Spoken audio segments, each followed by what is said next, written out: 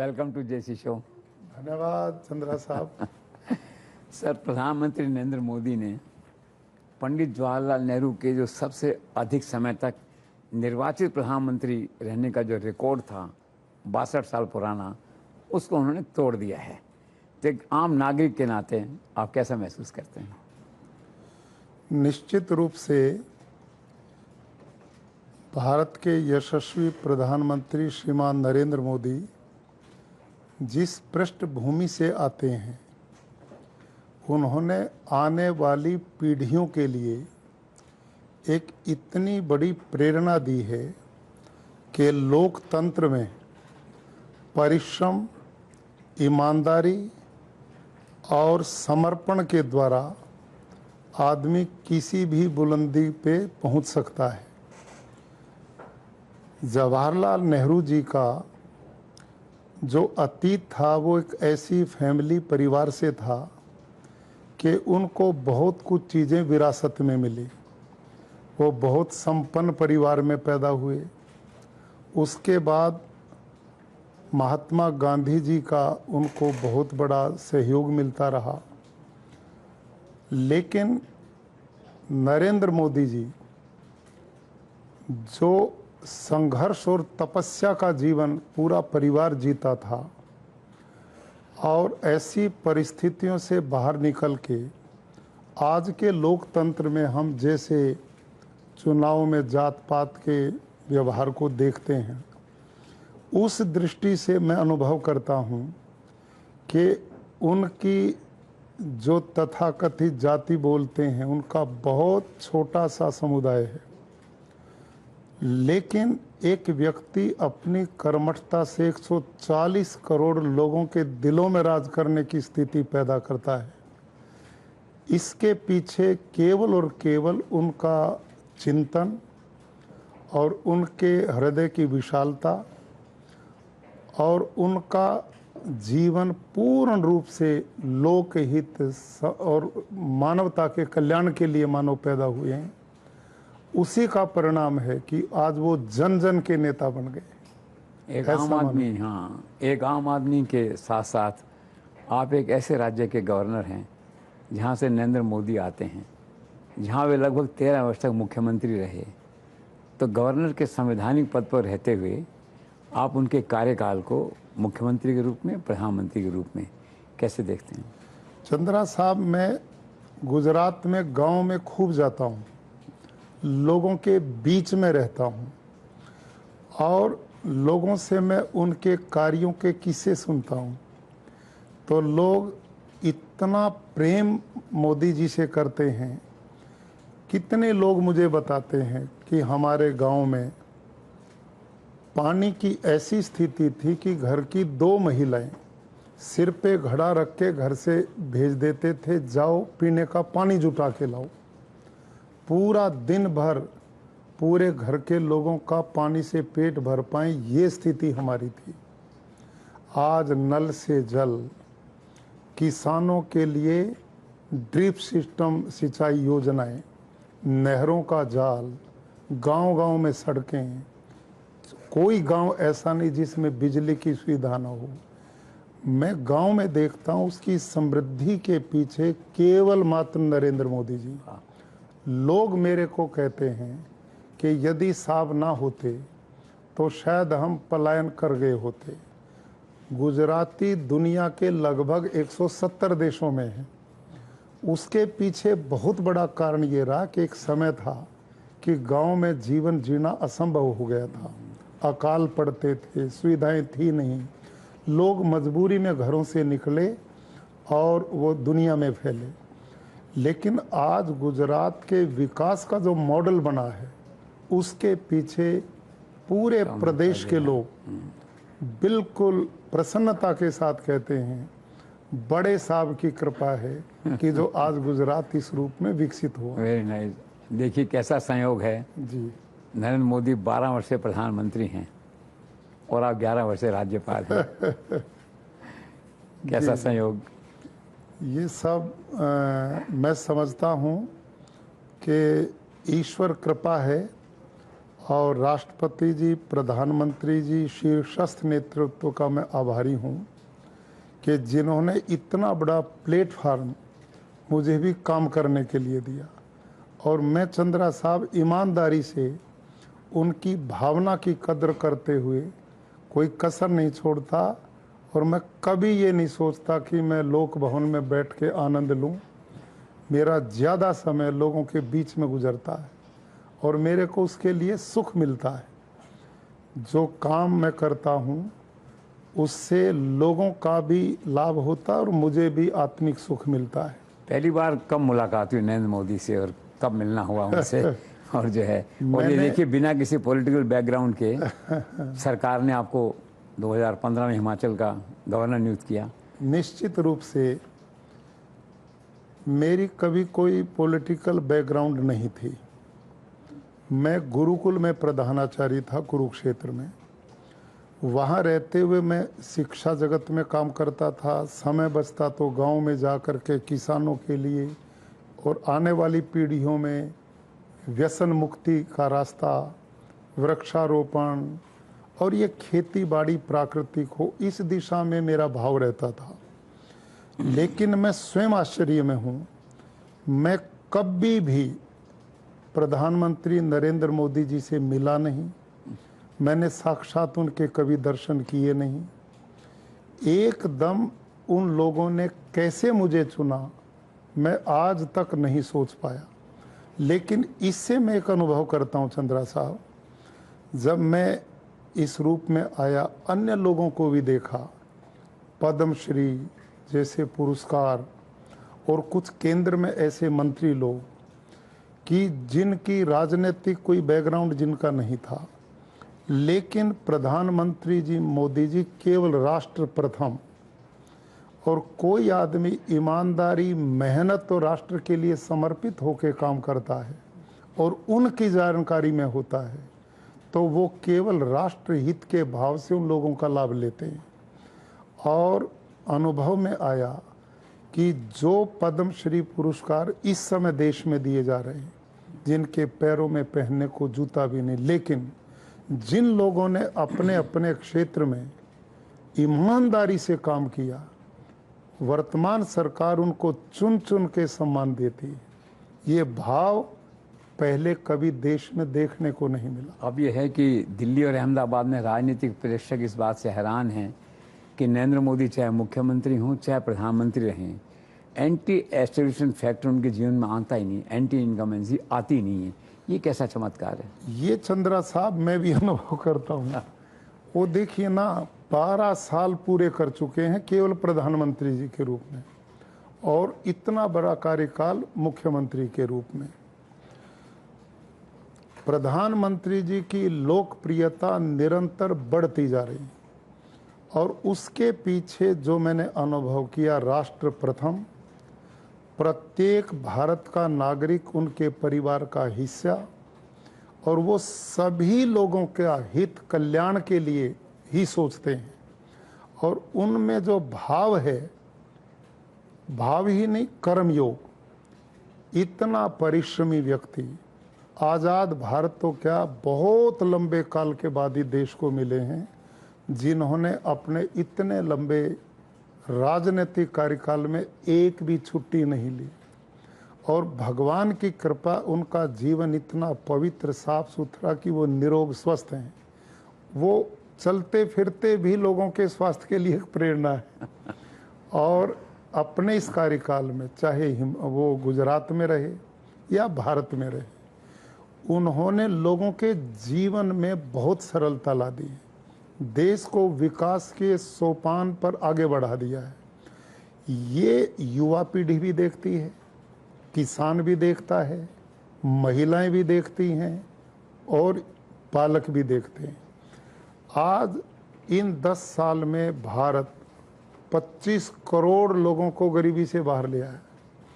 जिधर हम बाहर निकलते हैं, रेलवे का नेटवर्क, रोड का नेटवर्क, एयरपोर्ट का नेटवर्क, इंडस्ट्रीज का अभियान, और लोगों के जीवन में इतनी योजनाएं लाए हैं कि उनको गिनना भी मुश्किल हो जाता। आप देखिए कि अहमदाबाद और पूरे गुजरात में उनके पास एक मकान भी नहीं है। आप 7 साल से गवर्नर हैं। जी जी, वो जो अहमदाबाद यात्रा पे आते हैं तो लोग भवन में आप यहाँ एक छोटे से कमरे में रहते हैं। बिल्कुल ऐसा ही। उस दौरान उनकी दिनचर्या क्या रहती है, किस तरह से वो, और क्या वो प्राकृतिक चिकित्सा और खेती के बारे में आपसे फीडबैक भी लेते हैं? निश्चित रूप से देखिए, इतना त्याग और तपस्या जिस व्यक्ति का अपने लिए संपत्ति के नाम पे कुछ नहीं है, सारे लोगों की उन्नति ही उनकी उन्नति है, ऐसा भाव रखते हैं। आते हैं इतनी सरलता से, और हम कई बार अनुभव करते हैं, आप भी करते हैं, आप तो मीडिया से जुड़े हुए शीर्षस्थ व्यक्ति हैं। वो विदेश में भी जाते हैं ना, तो एक ही लाइन में पूरे अनेक देशों को सबसे मिल के आ जाते हैं।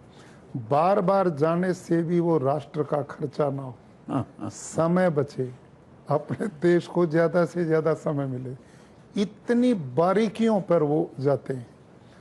मैं देखता हूँ राजभवन, जो लोक भवन गुजरात है, वो बड़ा छोटा है, और उसका रूम जिसमें वो रुकते हैं इतना सामान्य है कि उससे सामान्य हो नहीं सकता। लेकिन मैंने कभी भी उनको किसी 5 स्टार 7 स्टार की कल्पना भी नहीं करते देखा।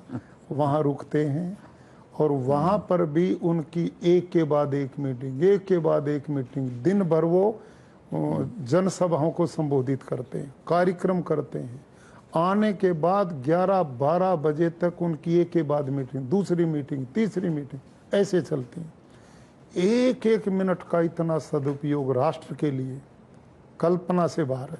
जो लोग भवन में रहते हैं अहमदाबाद टूर के दौरान जो है, तब क्या उनके परिवार के लोग या क्लोज फ्रेंड्स या क्लोज रिलेटिव्स कोई मिलने आते हैं कभी उनसे? नहीं, उनका मैंने ऐसा कभी देखा नहीं। जो आएगा वो किसी बड़ा राष्ट्र मिशन होगा तो आएगा।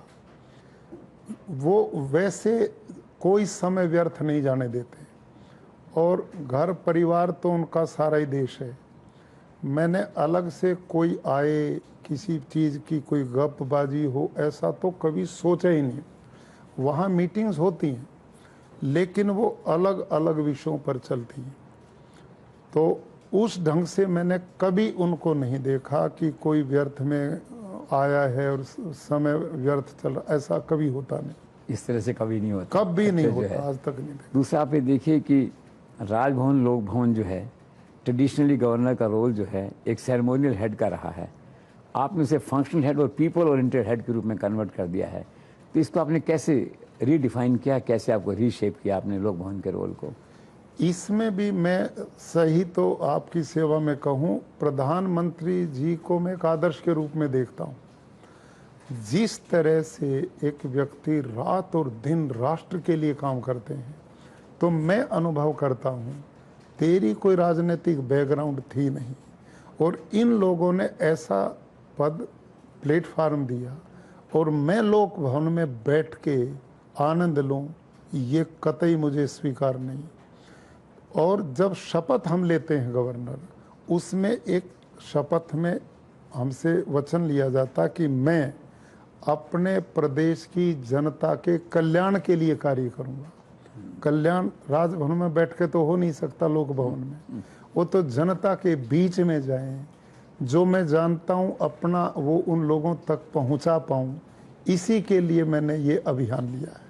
प्रधानमंत्री जी कई वर्षों से कोशिश कर रहे हैं किसान के इनकम को दोगुना किया जाए, तो उनका जो पावन यज्ञ है, इसमें आपका जो नेचुरल खेती का जो कैंपेन है, इसका कितना रोल रहेगा? निश्चित रूप से प्रधानमंत्री जी ने अपने प्रधानमंत्रित्व काल में आकर किसानों के लिए बहुत योजनाएं दी हैं, और उससे किसान की स्थिति में बड़ी तेजी से सुधार भी है। और अब उनको पूर्ण रूप से ध्यान में आया है कि भाई जो फर्टिलाइज़र, यूरिया, जंतुनाशक इतनी खेतों में डालते हैं जिससे धरती के जहरीली बन गई, उसका ऑर्गेनिक कार्बन खत्म हो रहा है। यूरिया, डीएपी की खपत हर वर्ष बढ़ रही है, उसका दुष्प्रभाव पर्यावरण पे भी है, लोगों के स्वास्थ्य पर भी है, और धरती माँ तो बंजर हो गई। तो प्रधानमंत्री जी प्राकृतिक खेती को पूरे राष्ट्रव्यापी बनाने के मिशन को आगे बढ़ा रहे हैं। उन्होंने पिछले साल प्राकृतिक खेती को राष्ट्रीय प्राकृतिक कृषि मिशन बना दिया पूरे राष्ट्र के लिए। उसका एक बजट भी निर्धारित किया है और वो अनेक बार किसानों के बीच में लोगों को प्रेरित करते हैं कि भाई आप प्राकृतिक खेती की ओर लौटिए ताकि आने वाली पीढ़ियां स्वस्थ और निरोग रह करके जीवन जी सकें, पर्यावरण, पानी, धरती माता का स्वास्थ्य बच सके। और ये प्राकृतिक खेती एक ऐसा साधन है चंद्रा साहब कि जिसके द्वारा धरती की गुणवत्ता बढ़ती है और इससे पानी भी बचता है, पर्यावरण भी बचता है और इसमें उत्पादन भी कम नहीं होता। ये जैविक खेती नहीं है, ये जैविक खेती से बिल्कुल अलग कंसेप्ट है प्राकृतिक खेती, नेचुरल फार्मिंग, जो सूक्ष्म जीवाणुओं की खेती है। और ये हम गाय आधारित करते हैं। देसी गाय के 1 ग्राम गोबर में 300 करोड़ से भी ज़्यादा बैक्टीरिया हैं जो धरती की गुणवत्ता को बढ़ाते हैं।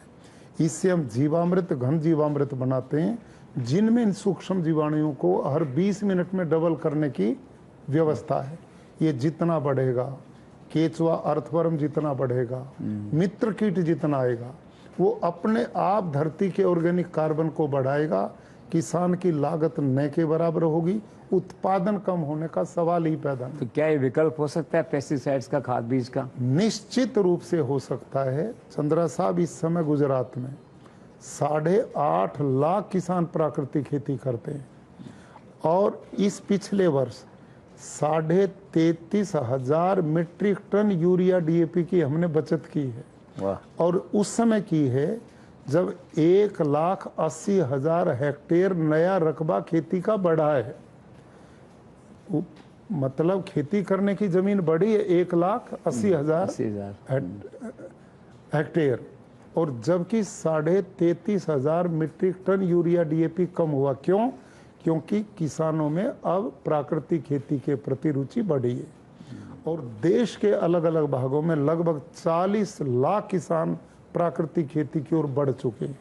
आने वाले समय में प्रधानमंत्री जी की प्रेरणा से और सरकारों के काफ़ी इसमें झुकाव से उनका भी इसमें बड़ा योगदान चल रहा है। उदाहरण के लिए अभी 7 जून को मैं हरियाणा के मुख्यमंत्री नायब सिंह जी ने बुलाया और वहाँ पूरे प्रदेश के किसानों का कार्यक्रम हुआ। और आज ही भजन लाल जी शर्मा जो हमारे माननीय मुख्यमंत्री राजस्थान है, इन्होंने एक बहुत बड़ा कार्यक्रम किया। तो ऐसे पूरे प्रदेशों में मैं जा रहा हूँ और बड़ी रुचि से किसान इस विषय को आगे बढ़ा रहे हैं। तो प्रधानमंत्री कह रहे हैं कि विकसित भारत एक नारा नहीं, एक कमिटमेंट है।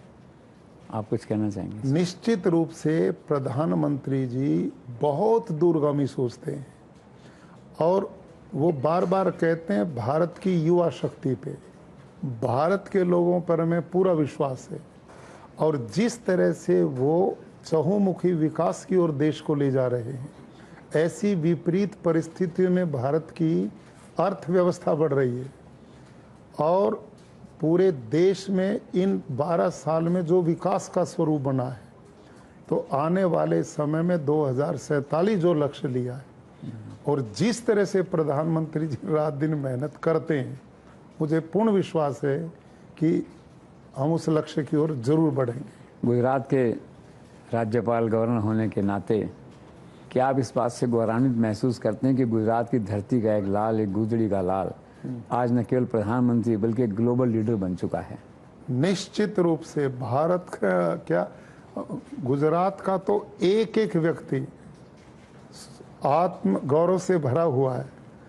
जब मैं अपने व्याख्यानों में कोई चर्चा इस तरह की उनकी करता हूं तो लोगों की तालियों की आवाज़ भिन्न प्रकार की होती है। और गुजरात क्या, अब तो पूरा देश और पूरा विश्व इस बात को स्वीकार कर चुका है कि प्रधानमंत्री जी विश्व नेता है और वो सर्वमान्य नेता है। उनके प्रति सारी दुनिया के लोगों में अलग तरह का सम्मान है। उनके कर्मयोग पर, उनके जीवन पर, उनके चिंतन पर और अपने देश के प्रति उनके समर्पण पर दुनिया नाज करती है। बड़े बड़े लीडर विदेशी उनकी प्रशंसा करते हैं। भारत 24 पे एक प्रोग्राम चलता है 4 साल से, जी। Untold stories of prime minister Narendra Modi. उसमें लोग बताते हैं गुजरात के अपने अनुभव की। वो मेरे घर पे आए, मैं रसोई में सब्जी बना रहा था, मेरे साथ खड़े हो गए। तो आपके जीवन में पिछले 7 साल से आप गवर्नर हैं, कोई ऐसा अनुभव है इस तरह से आप शेयर कर सकें? हम लोगों अनुभव के तो साथ। कई मैं बता सकता हूँ, कोई लेकिन एक आध समय ऐसा। अब हमें एक बताता हूँ। हाँ, चंद्रा साहब, मैं प्राकृतिक खेती मिशन के लिए गांव-गांव में जाता हूँ। रात को मैं स्कूल में ही सोता हूँ, लोगों के बीच में जनसभा करता हूँ, स्वच्छता अभियान चलाता हूँ, किसी अनुसूचित जाति जनजाति परिवार में भोजन करता हूँ, किसान के खेत में भी काम में सहयोग करता हूँ, हल भी चलाता हूँ, गाय का दूध भी निकालता हूँ। तो एक दिन ऐसे ही कार्यक्रम में मैं भुज में गया हुआ था और किसानों का जो कार्यक्रम था, एक बड़ी जगह थी, दूसरी मंजिल पे हॉल था, तो उसमें लगभग 500-600 किसान थे। कार्यक्रम संपन्न हुआ तो हम सीढ़ियों से उतरने लगे, तो लोगों की भीड़ इतनी थी मेरे साथ कि वो धक्के लग रहे थे और वो सीढ़ी में बात मैं कर रहा था, मेरा एक पैर फिसल के दूसरी पे न जाकर तीसरी चौथी सीढ़ी पे गया और वो मेरे कमर में बड़ा तेज झटका लगा और बड़ा पेन हुआ मेरे को जोर का। तो मैं आ गया जैसे तैसे, लेकिन पेन इतना ज़्यादा था जो बहुत कष्ट दे रहा था। और उससे तीसरे दिन, आने वाले तीसरे दिन प्रधानमंत्री जी का अहमदाबाद में कार्यक्रम था जिसमें आना था। अब मैं जानता हूँ प्रोटोकॉल के नाते हमें उनको रिसीव करना पड़ता, साथ जाना होता है, तो मैं बड़ी चिंता में था। प्रधानमंत्री जी तीसरे दिन आ रहे हैं, तेरे को ये दर्द हो गया, इसको ठीक करो। तो मैंने सिकाई विकाई करके कुछ योग के आसन, कुछ तरीका अपना के और चलने लायक अपने को बना लिया। और जिस दिन प्रधानमंत्री जी ने आना था तो प्रोटोकॉल में गवर्नर पहले नंबर पे होता, फिर सीएम साहब होते। आप आश्चर्य मानेंगे, मैं उस घटना को ऐसा मेरे दिमाग में बैठी। प्रधानमंत्री जी नीचे उतरे, मैंने अभिवादन स्वागत किया और एकदम मेरे से पूछा, कमर का दर्द कैसा है? मेरे लोक भवन के लोगों ने नहीं पता था मेरे को कोई दिक्कत है, लेकिन उनको पता है कि मेरे कमर में दर्द है। और संयोग क्या हुआ, उस दिन वो सीधा लोक भवन आ रहे थे, तो उनकी कई बार कृपा होती, वो समय बचाते हैं और मेरे को कई बार साथ में बैठा लेते हैं लोक भवन तक, एयरपोर्ट से। तो मैं साथ में था। ये दर्द हो गया, पहले तो ये पूछा, फिर रास्ते में चलते उन्होंने मेरे को कहा कि कमर का दर्द दुखदाई होता है, लापरवाही मत करना, इसको अच्छी तरह से संभाल के ठीक करना। तो आप ये देखिए चंद्रा साहब, अपने लोगों का, इतने बड़े पद का व्यक्ति, कितना काम है देश दुनिया का, एक आदमी के कमर दर्द की भी चिंता, अपना ऐसे आदमी को दिल से कौन भुला पाएगा। मेरे मित्र सबके साथ उनका व्यवहार है, मेरे साथ, सबके साथ। मैं ऐसी घटनाएं बहुत लोगों से सुनता हूं। जी, मेरे मित्र हैं और मेरे वरिष्ठ सहयोगी हैं डॉक्टर शशिकांत शर्मा जी। उन्होंने मुझसे शेयर कर रहे थे कि प्रधानमंत्री ने जो अपील की है कि गैर जरूरी यात्राएं नहीं करनी हैं, उनकी अपील को देखते हुए आप 15 तारीख से, इस 15 जून से परिवार के साथ एक सप्ताह के लिए छुट्टी पर जाने वाले थे हिमाचल प्रदेश, और आपने उसको रद्द कर दिया दौरे को। हाँ, निश्चित रूप से प्रधानमंत्री जी ने अपील की, उनकी एक एक अपील हमारे लिए बहुत बड़ा संदेश होती है। तो उसी दिन मैंने कुछ संकल्प लिए, केवल वही यात्रा नहीं मैंने कैंसिल की, अपितु मैंने संकल्प लिया कि गुजरात में जब तक ये संकट ठीक नहीं होगा तेल वाला, मैं हेलीकॉप्टर, हवाई जहाज अपना प्रयोग नहीं करूंगा, चार्टर प्लेन। उस दिन के बाद मैंने गुजरात में रहते हुए वो प्रयोग नहीं किया, और उसके बाद अब तक मैं ट्रेन से यात्रा ही करता हूँ, और गांव में जाता हूँ तो एसटी बस, जो स्टेट ट्रांसपोर्ट है, गांव में जो जाती। अभी एक दिन तो मैंने 3.5 घंटे की 42 डिग्री टेम्परेचर में यात्रा की, और इतनी दूर में आया हूँ, तो मेरे को बड़ा मजा आता है। उसका बहाना लोग मिलते हैं, हाँ, सही है। इतना अपनापन होता है, उनके सुख दुख की जानते, वो हमारे बारे में जानते, और एक ये भेदभाव, ये बड़े हैं ये छोटे हैं, तो उससे लोगों में सरकार के प्रति बहुत सम्मान का भाव होता है कि ये लोग भी हमारे बीच में जाते हैं। इसीलिए मैंने सुना है कि आप हर हफ्ते में 2 दिन जो है जी गांव में जाते हैं, स्कूल में सोते हैं, गाय का दूध निकालते हैं, किसान के साथ बैठते हैं। जी तो इतनी सादगी की प्रेरणा कहाँ से मिलती है आपको? इसका कारण चंद्रा साहब, मैं गुरुकुल शिक्षा प्रणाली में रहा। मेरे पिताजी ने मेरे को छोटी आयु में गुरुकुल पढ़ने भेजा। उन दिनों वहाँ बड़ा तपस्वी जीवन जीते थे, धरती में सोते थे, गाय होती उनकी सेवा करते थे, खेती थी उसको भी करने का पूरा मेहनत करते थे, और शिक्षा पढ़ाई भी साथ होती थी, तो वो जीवन का हिस्सा बन गया। तो अब जब मैं यहाँ आया और प्रधानमंत्री जी जिस तरह से काम करते हैं, सरकार ने जैसे देश की दशा बदली है, तो मैंने लक्ष्य लिया कि कोई ऐसा करें जिससे मैं लोगों के बीच में सीधा जुड़ूं। उससे पहले बड़े बड़े सम्मेलन मैंने जिला स्तर पर पूरे गुजरात में किए, लेकिन मैं भाषण दिया और वापस आ गया। लोगों से जैसे आत्मीयता से मिलना था वो नहीं हो पाता था। तो एक दिन मैंने बहुत गंभीरता से विचार किया मैं क्या करूं। तो ये बैठे बैठे मैंने संकल्प लिया, मैं गांव में जाऊंगा। प्रधानमंत्री जी ने एक पेड़ माँ के नाम, स्वच्छता अभियान, ये काम किए। तो मैं गांव में लगभग 5 बजे जाता हूँ। मैं जाके कम से कम 1 एकड़ में जो सरकारी भूमि है, पंचायती लैंड, उसमें पेड़ लगवाता हूँ, और उस एक पेड़ के साथ उस गांव के एक परिवार को जोड़ता हूँ। वो परिवार पेड़ लगाता है, और फॉरेस्ट डिपार्टमेंट को भी जोड़ता हूँ, तार फेंसिंग करवाता हूँ, और उस पेड़ की मैं प्रति मासक वीडियो मंगाता हूँ। मरा तो नहीं है, लोग अक्सर लगा देते हैं पेड़ मर जाते हैं, लेकिन मैं ऐसा होने नहीं देता। तो 1 एकड़ में कम से कम पेड़ लगवाता हूँ।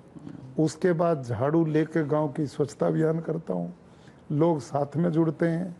उसके बाद थोड़ा अंधेरा होता, भोजन का समय, तो मैं एक अनुसूचित जाति या जनजाति परिवार में जो बिल्कुल गरीब सामान्य, उसके घर में, उसके परिवार में बैठ के भोजन करता हूँ। इसी तरह मैंने सुना कि विधानसभा का विशेष सत्र हुआ था, उसमें विधायकों से आपने अपील की है कि हर विधायक एक प्राकृतिक गांव को गोद में ले।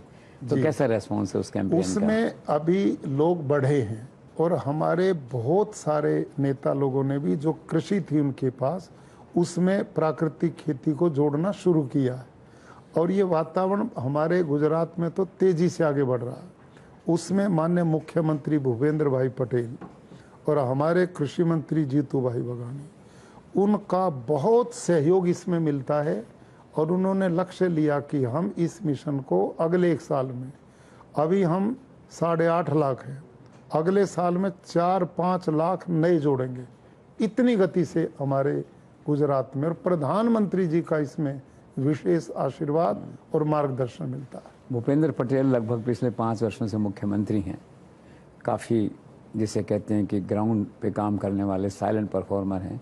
आप ओवरऑल एक थर्ड आई के हिसाब से, एक ओवरऑल के हिसाब से उनके कामकाज को कैसे देखते हैं? हमारे मुख्यमंत्री बहुत सौम्य और बड़े ऑनेस्ट और बड़े कर्मठ हैं। लोगों में उनके प्रति बहुत सम्मान का भाव है, और रात दिन प्रदेश को आगे बढ़ाने में माननीय प्रधानमंत्री जी के मार्गदर्शन में बहुत अच्छा काम कर रहे हैं। और इन दिनों प्रदेश ने बहुत उन्नति की है, विकास में तेजी से आगे बढ़ रहा है, ऐसा मैं अनुभव करता हूँ। आपका इंटरेक्शन रहता है गुजरात की हायर ब्यूरोक्रेसी से भी, वहाँ की ब्यूरोक्रेसी के बारे में क्या सोचना है आपका? वो सब जब ऊपर से लोग सही दिशा देते हैं तो सब ठीक काम करते हैं, और हमारे यहाँ बहुत अच्छा तालमेल है आपस में ब्यूरोक्रेसी का भी। बड़ा अपने अपने क्षेत्र में सही दिशा में प्रदेश की उन्नति और विकास। मैंने ये सुना है कि गुजरात की ब्यूरोक्रेसी को देश की श्रेष्ठ ब्यूरोक्रेसी कहा जाता है जी, क्योंकि वो नरेंद्र मोदी के संस्कारों से पली बड़ी है। अभी आपके डीजी हैं, सीएस हैं, विक्रांत पांडे हैं, देखिए संजीव कुमार हैं, मनोज दास हैं, एक अच्छा टीम वहाँ पे बनी हुई है। तो गुजरात की ब्यूरोक्रेसी आप क्लोजली हैंडल करते हैं, तो आपको भी ऐसा लगता है गुजरात की bureaucracy one of the best bureaucracy in the country? निश्चित रूप से वहाँ जो प्रधानमंत्री जी ने अपने मुख्यमंत्रित्व काल में जो एक लाइन दी थी, जिस तरह से काम करने की उनकी तरीके थे, वो संस्कार वहाँ के सभी ब्यूरोक्रेट्स में हैं और उसी का परिणाम है कि वहाँ बड़े तालमेल से काम चलता है। अभी कुछ ही महीने पहले नरेंद्र मोदी, अमित शाह ने वहाँ जो होम मिनिस्टर हैं हर्ष सांघवी को प्रमोट कर डेप्यूटी चीफ मिनिस्टर बनाया है। तो गुजरात की युवा पीढ़ी के लिए क्या मैसेज देना चाहते हैं? निश्चित रूप से प्रधानमंत्री जी बहुत दूरगामी सोच के साथ चलते हैं। ऐसे नेता जो युवा हैं, हर क्षेत्र में आगे आने वाली पीढ़ियां भी आनी चाहिए। पुराने लोग बूढ़े होकर के बेचारे बिल्कुल अंतिम समय तक रहें तो कार्य पर विपरीत असर पड़ता है, क्योंकि शरीर की क्षमता होती काम करने की। तो समय रहते घर का एक पिता भी काम करते अपने पुत्र को समय पे अपने काम से जोड़ लेता है, ताकि वो परंपरा गति रुकने ना पाए। तो ऐसे वो दोनों तरह के रास्ते इतने बढ़िया तरह से लेते हैं कि हमारी पुरानी पीढ़ी से युवा पीढ़ी सीखे, समय पर सीखे, ताकि देश की उन्नति की गति रुकने ना पाए। तो उनकी नियुक्ति जो है वो यंग लीडरशिप को प्रमोट करने के लिए बहुत जगह है हमारे, तो आज पूरे देश में सभी क्षेत्रों में उन्होंने ऐसे लोग चुनते हैं जो ज़्यादा से ज़्यादा काम कर सकें और आने वाली युवा पीढ़ी का भी मार्गदर्शन होता रहे, कर सकें जो है। तो thank you so much sir, आपने हमारे सब सवालों के जवाब दिए। आपका व्यक्तित्व तो अद्भुत है। बहुत धन्यवाद आपका, बहुत धन्यवाद चंद्रा साहब। आपके साथ इंटरव्यू जितने हुए हैं वो बड़े सकारात्मक और प्रेरणादायी होते हैं आपका और आपका चैनल इस दिशा में बहुत अच्छा सहयोग करता है राष्ट्र की उन्नति। सर बहुत धन्यवाद। Thank you so much sir, thank you.